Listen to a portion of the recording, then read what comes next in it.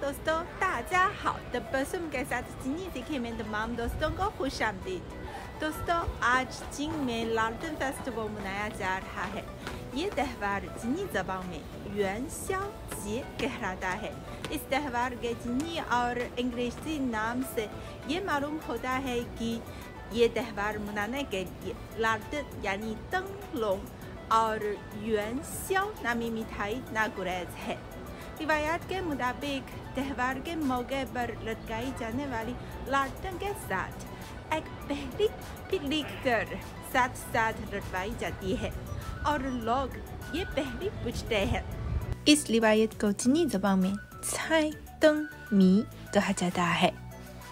छाई छाई तंग तंग और चीनी ज़बान में लालटेन लैंप या लाइट जैसे रोशनी डालने वाला आले तंग कहलाते हैं।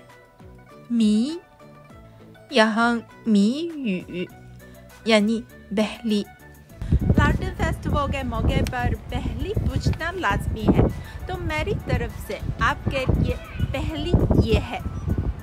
5个兄弟住在一起，名字不同，高矮不齐。